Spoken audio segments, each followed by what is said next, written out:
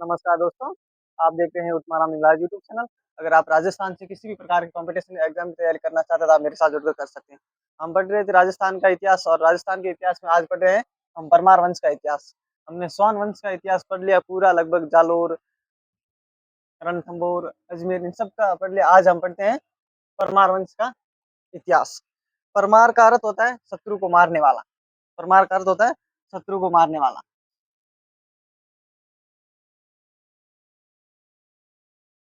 शत्रु को मारने वाला,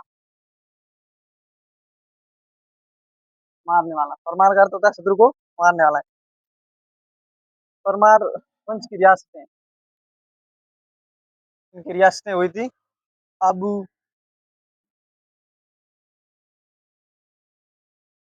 आबू, फिर हुई थी मालवा, मालवा, फिर वागड़,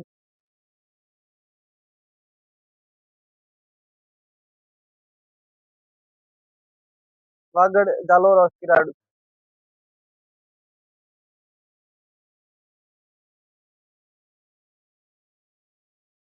जालोर और किराड़ू,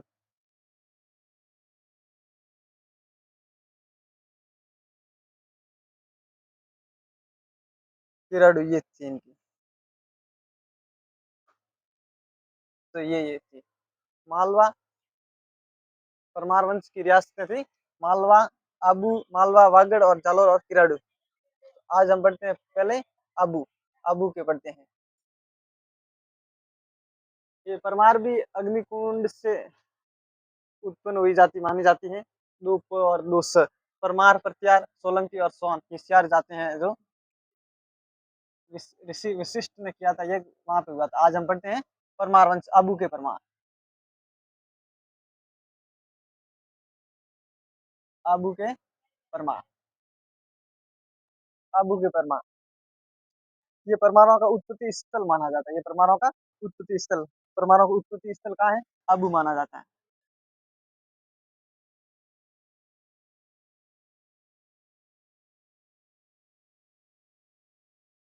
उत्पत्ति स्थल कौन सा माना जाता है? आबू माना जाता है। और यहाँ एक राजा हुआ था जिसका नाम था धूमराज। क्या हुआ था?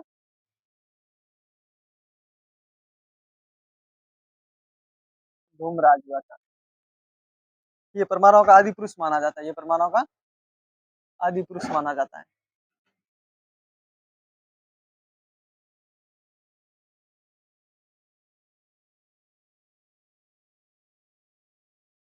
आदि पुरुष माना जाता है। फिर इसके बाद में राजा बने उत्पल राज।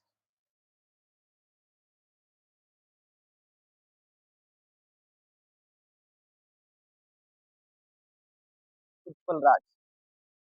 तो ये आबू के परमाणु, इनके बाद में आबू के परमाणुओं की वंशावली प्रारंभ होती है। क्या होती है?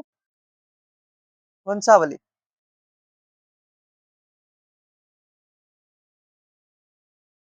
वंशावली प्रारंभ होती है ये। फिर एक राजा बनते हैं इनके बाद में धरणीवरा।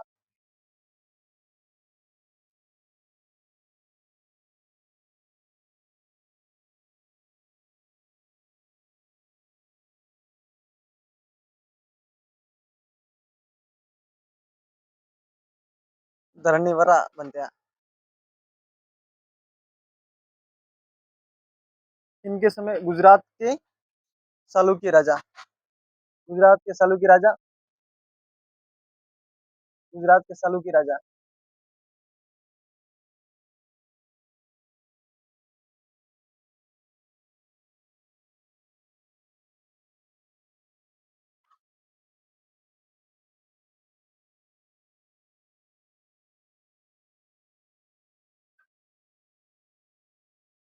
चालुक्य राजा मूलराज ने आबू पर आक्रमण किया था। मूलराज ने आक्रमण किया था धरणीवरा के समय। और इस समय धवल राठौड़ ने शरण दी थी इसको, धरणीवरा को, धवल राठौड़ ने।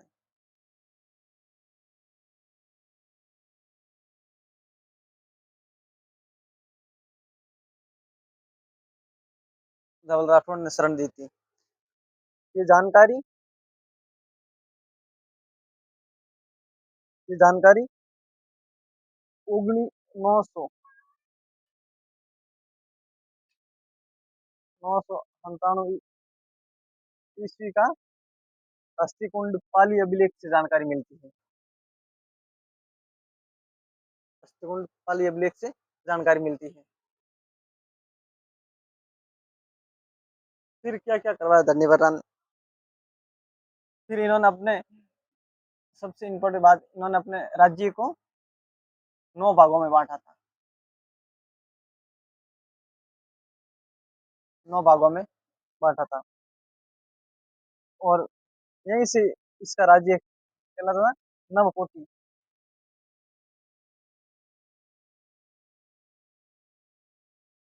नवकोटी मारवाड़।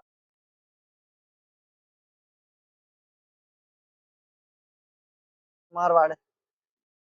धरणीधर ने अपने सलूकी राजा से हार गए थे, फिर धवल राठौर ने इनको शरण दी थी और धरणीधर ने अपने राज्य को 9 भागों में बाँटा था और यहीं से स्टार्ट हुआ था नवकोटी मारवाड़, जो आपने सुना होगा।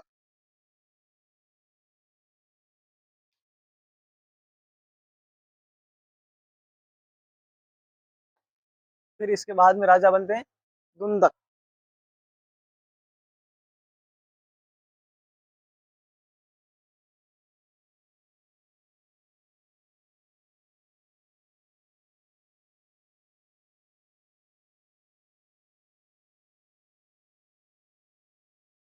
फिर राजा बनते हैं दुंदक। ये गुजरात के सालुकी भीम भीम ने फर्स्ट में यहाँ पे आक्रमण किया था आबू। गुजरात के सालुकी राजा जो भीम फर्स्ट था, उसने आक्रमण किया था और धुंधक भोज परमार चित्तौड़ चला गया। ये वापस चित्तौड़ चले गए थे। कहाँ चले गए थे? चित्तौड़।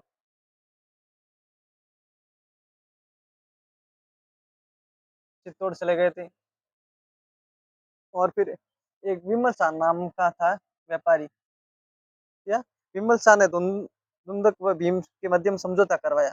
विमल शाह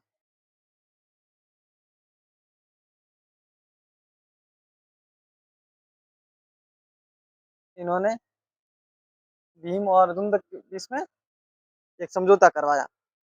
फिर इन्होंने विमल शाह दिलवाड़ा दिलवाड़ा क्या दिलवाड़ा में एक मंदिर बना, जो आदिनाथ जैन मंदिर है, जो ऋषभ देव का निर्माण करवाया था। आदिनाथ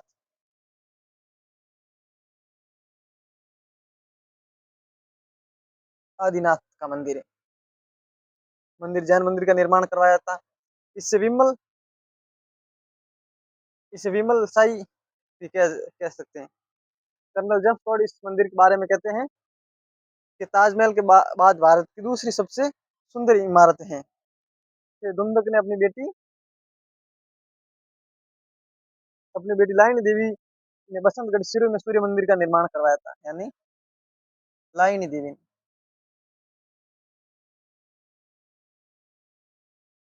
लाइनी देवी ने बसंतगढ़ सिरो में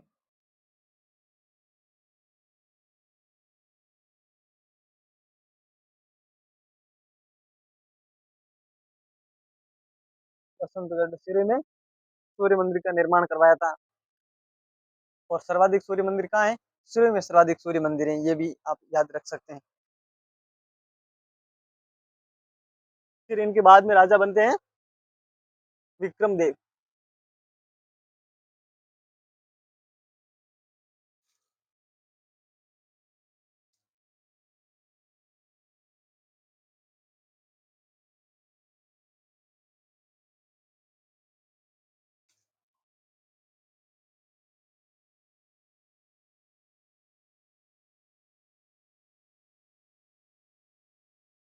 विक्रम देव क्या नाम था?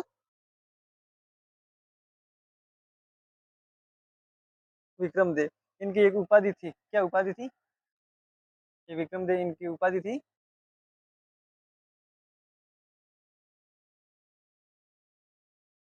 उपाधि थी महामंडलेश्वर क्या थी?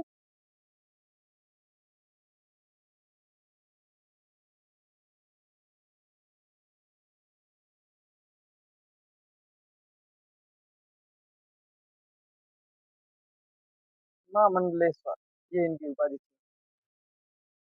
इसने अर्णोराज चौहान तथा कुमारपाल सालुकी के मध्यम संघर्ष किया था। अर्णोराज।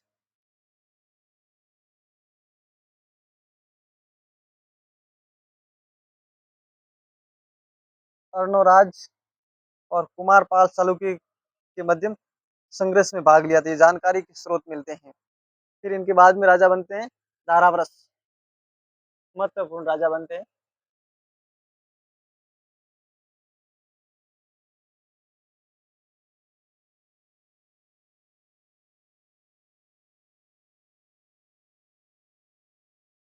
दारावरस राजा बनते हैं।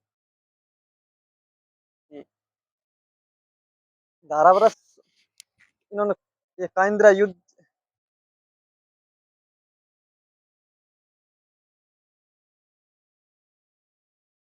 काइंद्रा युद्ध हुआ था इनके टाइम में 1178, 1178 ईस्वी में। किनके मध्य में हुआ था? गौरी व धन्यवर्रा के बीच में, यानी कि गौरी,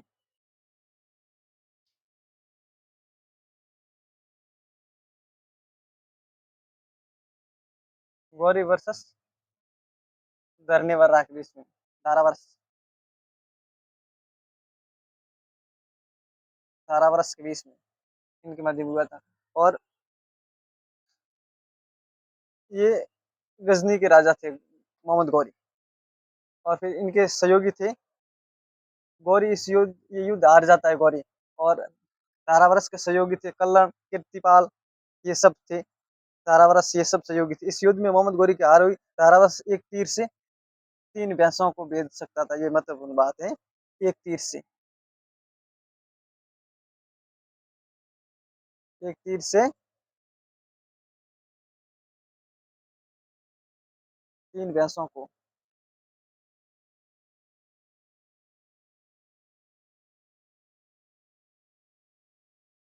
भैंसों को बेच देता था। फिर इन्होंने कुछ किलों का निर्माण कराया, जिसका नाम है असलगढ़,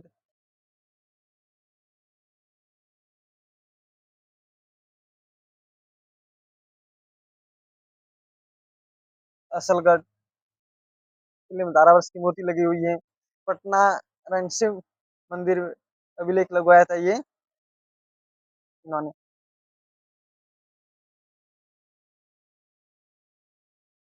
फिर इनके बाद में राजा बनते हैं प्रहलाद देव।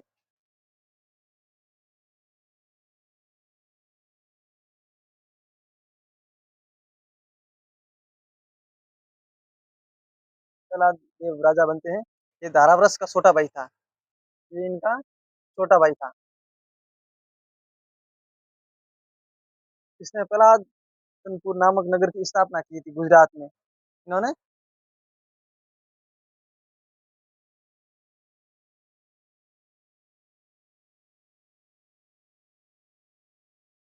प्रहलादनपुर की नगर की स्थापना की, जो गुजरात में है।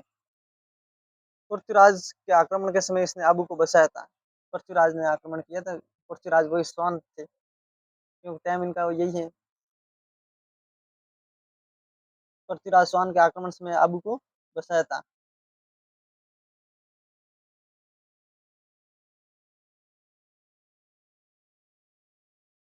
बसाया था।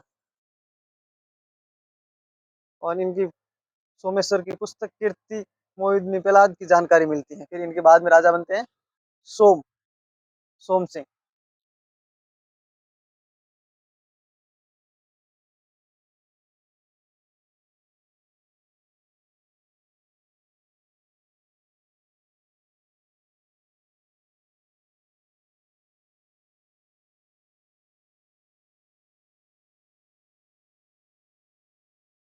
सोम सिंह, ये कितु वस्तुपाल था तेजपाल ने दिलवाड़ा में नेमिनाथ मंदिर का निर्माण करवाया था। इस मंदिर को देवयानी जेठानी का मंदिर भी कहा जाता है, इन्होंने जो मंदिर का निर्माण करवाया था। फिर इनके बाद में राजा बनते हैं महत्वपूर्ण, उनका नाम था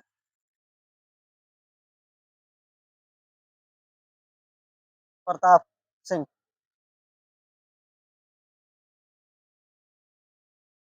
प्रताप सिंह ये राजा बनते हैं। इसने मेवाड़ से जतर सिंह सुंदरावती को छीन लिया था, यानी जब मेवाड़ में जतर सिंह थे ना, तब इन्होंने सुंदरावती छीन लिया था जतर सिंह से।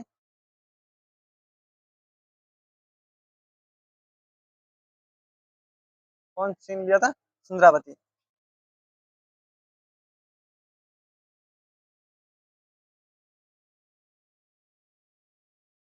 सुंदरावती छीन लिया था।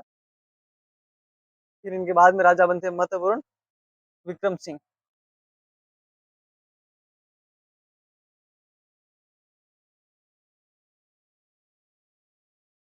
विक्रम सिंह यहाँ से आबू के परमार रावल की उपाधि धारण करते हैं। इनके बाद में ये महत्वपूर्ण बात है कि किस राजा के बाद आबू के परमार रावल की उपाधि धारण करते हैं, तो ये थे विक्रम सिंह। ये रावल तथा महारावल की उपाधियों धारण करने लगे थे, रावल व महारावल की।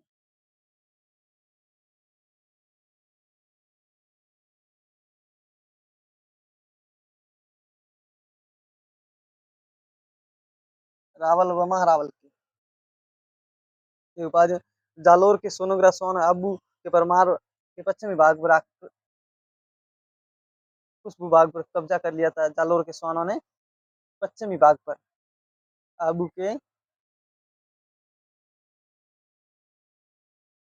आबू के पश्चिमी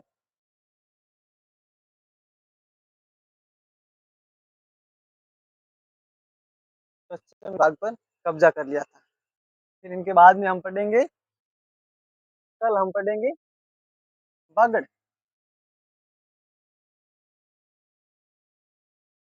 बागड़ के परमार,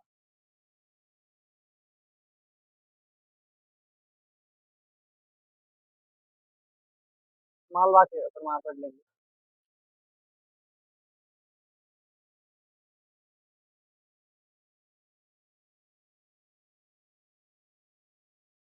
मालवा के परमार पढ़ लेंगे। तो फ्रेंड, ये छोटे से वीडियो मेरे द्वारा दी गई जानकारी आपको अच्छी लगी होगी। अगर अच्छी लगे तो लाइक और सब्सक्राइब कर ले और अपने दोस्तों के साथ शेयर कर ले। जय हिंद, जय भारत। अगर आपके भाई बहन किसी एसएससीजीडी 2026 का एग्जाम दिया है, जिसका भी कंपटीशन फिजिकल होगा, फिजिकल से संबंधित किसी भी प्रकार की अगर आपको जानकारी चाहिए, तो आप उस्मानाबाद इंग्लिश यूट्यूब चैनल को लाइक और सब्सक्राइब कर लें और एसएससीजीडी 2027 की तैयारी आप मेरे साथ जुड़कर